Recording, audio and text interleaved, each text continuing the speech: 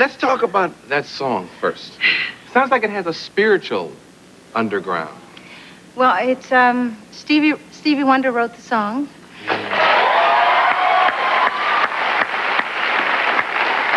I've been actually begging for Stevie to write me a song since he was 14 years old. I'm not kidding. And But you've never done a Stevie Wonder song? No, I haven't. Wow. I will do his remakes because I love them so. Yeah. And I've known him since he was really tiny. But he had promised me, and he's been so very busy with the Spike Lee movie. Yeah. Jungle Fever, yeah. And he promised me, so I've been holding the album up waiting for my song. Because we sat down and he played it for me. He said, is this the kind of song you want to do? Now, I haven't done a song like this since I did Reach Out and Touch or Ain't No Mountain High Enough that has... It's the kind of song that comes from your inner feelings. It's like a one-to-one kind of song that has to do with when you want to make a difference in your life and in the world. So it's that kind of song, and I wanted a song. Yeah. I mean, like I was praying for him to give me the song. And it's been very difficult, and he came through. Somebody said the album was almost finished when he... The album was finished. Oh. We were waiting for my force behind the power. Yeah. You know? And he's in Paris, and he's been actually producing this from the Cannes Film Festival where he's been. Now, how do you produce from long distance? Well, that's what I said. Yeah. Well, actually, I think Stevie has that kind of vibration that really, he's got really wonderful people to work with him. And somehow through them, we were able to get the material. And last night, or night before last, I went in to do a video. But the video was really basically done without the actual track. And what you have, we did live when I wanted to do a show with you, but I wasn't sure that I could be ready because the band hadn't really rehearsed it. I didn't know the words. Yeah. And you guys, the audience made it work. I mean, it's just...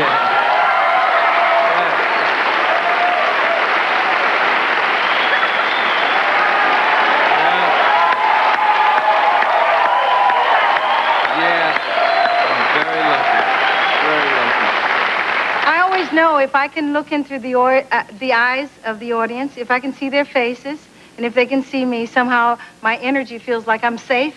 Yeah. And I have this wonderful choir. Oh, you know? Andre and Sandra and their gang. My vibe, I mean, I was like, it's got to work. Yeah. Wonderful. It did. I thank you. Thank you very much. Everything seems to work for you. I've seen you in concerts. Wait. No, it's like you're like everything's so perfect. You never like your heel never goes in your dress and you fall on the ground. You know, has anything awkward and imperfect ever happened to you? No, people know that. If anyone's seen my concerts, they know that the things that happen, like it was really funny. I fell down once on the stage, and I remember Patti LaBelle saying, "Great girl." You know, it was very funny. I can't remember what it was, but it's like things happen, and you have to. One of the things that I was taught early in my career is to go with what the energy is, and you just have to make it work. And I've done all the things. I mean, I've fallen down on the stage. My zippers have broke on the stage. And I think people really like it when they know that you're real, that these things happen, and that's the way it is. People do love you more than I saw Patti LaBelle one night. Her eyelash start coming off. And let me tell you what Patti did. This is what makes her the person that she is. Patti said... Probably ate it or something.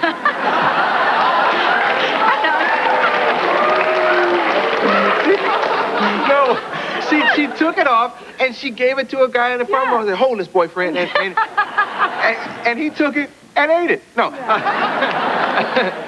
no, but that real thing works. No. Well, first of all, in a sense, even though you're in a fantasy when you're on the stage, there's a real reality, and people want to know that you are like they are.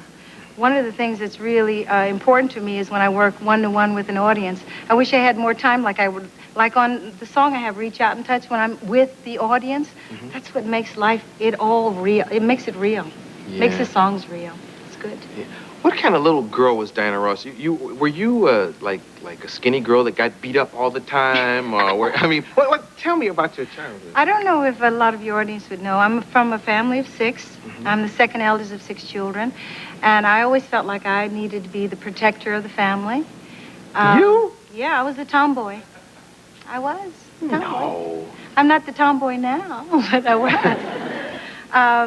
I have, there's 3 girls and 3 boys, and we were brought up in the Brewster Projects in Detroit, and it wasn't a tough bringing up, even though people think that that might be the case.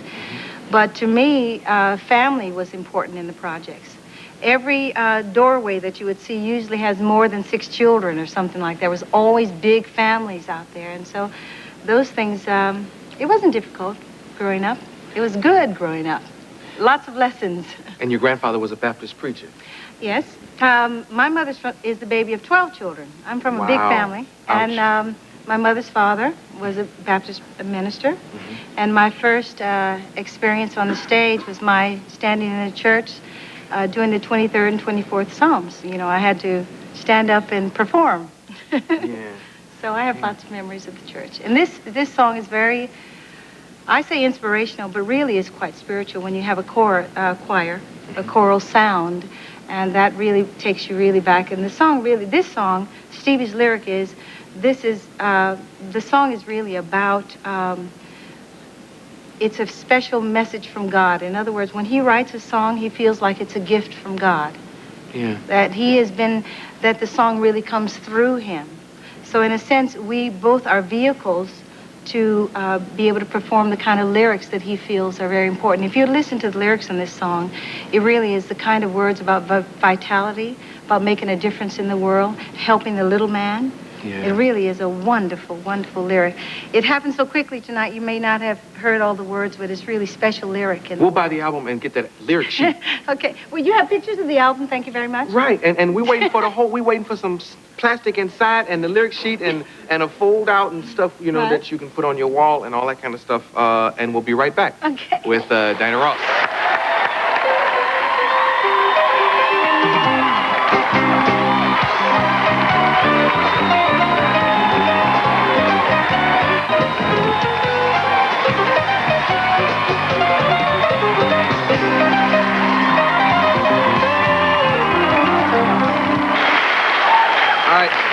I was looking at a list of songs that you've done.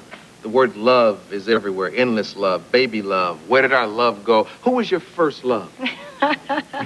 You know, if you want to talk about love, to me, love has a lot to do with relationships and my love of music. I see it I have a 2-year-old, and I see his love for music. You turn on music, and it's just like it comes through him. And I would imagine that maybe that's how I was when I was little.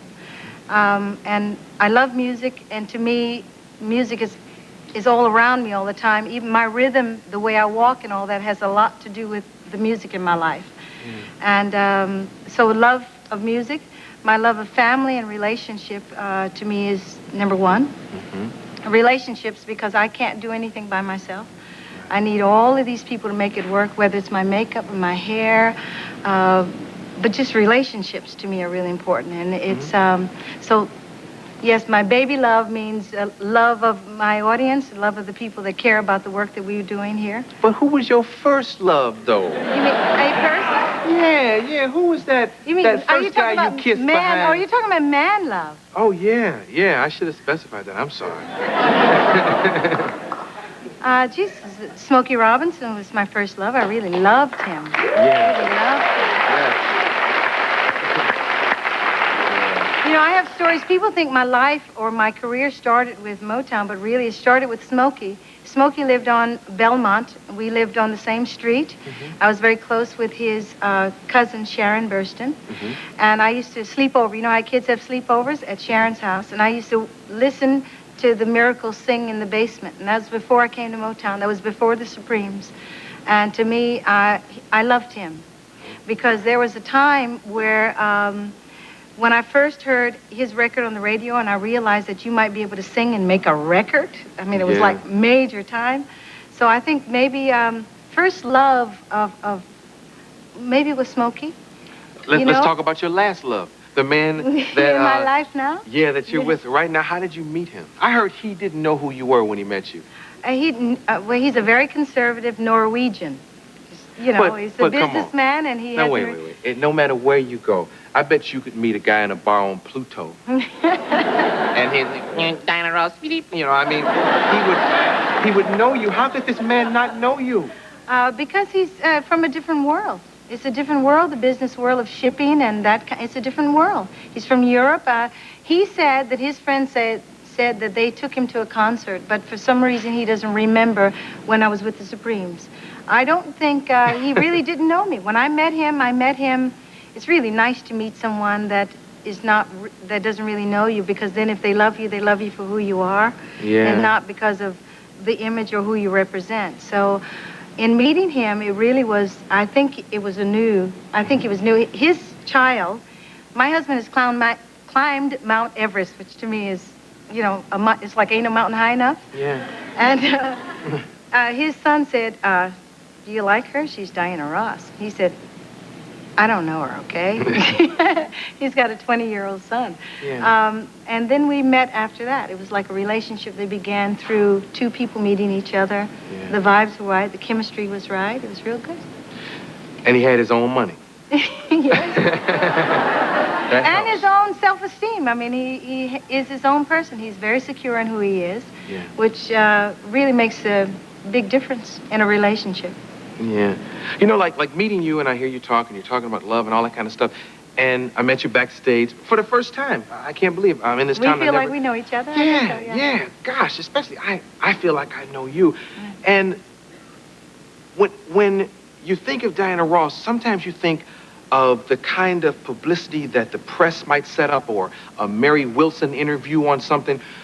What are the misconceptions of who you are? Because I'm finding you to be a different person than sometimes I hear, you always hear about the diva, Do you really? Yeah, oh, stop.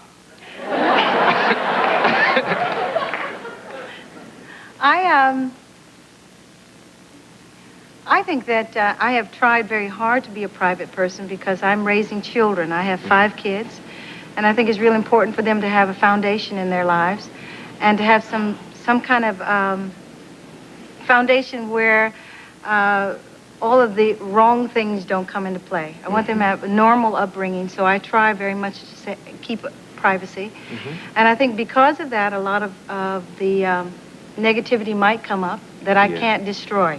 I just say, I'm not going to go and try to... In other words, I am who I am, and people realize that. I think most of the audience knows that it's been 30 years of a wonderful career. At the same time, I'm raising children. I'm a working mother. And I spend a lot of time trying to do the right things about raising my children. And so even though I have a career, and I'm a singer and a performer, and a lot of these things come up, I really kind of just let them be part of the flow, in my life.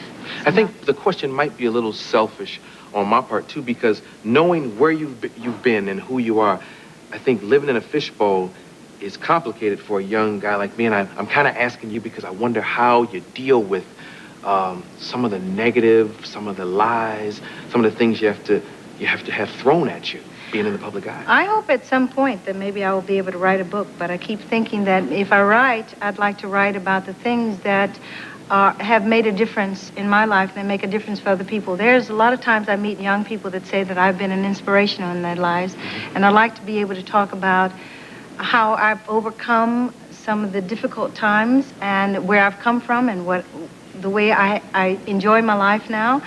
To me, I will rather not deal in negativity, but in positive stuff. That's what the song is really about, Force Behind the Power. If I can do that, that's really more important to me. Yeah. And it is a battle sometimes. Does it hurt you sometimes?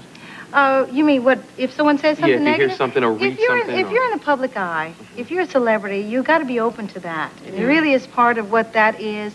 If I don't put too much energy on that, I know who I am and what I believe I am. Yeah. People close to me know that. Most of the audience knows that, And so that's part of this show business thing. They like to deal on that crappy stuff, but it's not who I'm about, and I try not to really stay into that. And mostly I think I can stay above it because it is love, pure love, it is love. If you can stay in love, it's wonderful.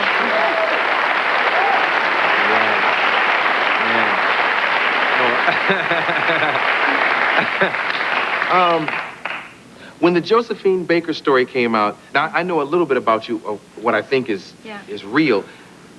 I always thought you'd end up being the one to do that, because I know... Hey!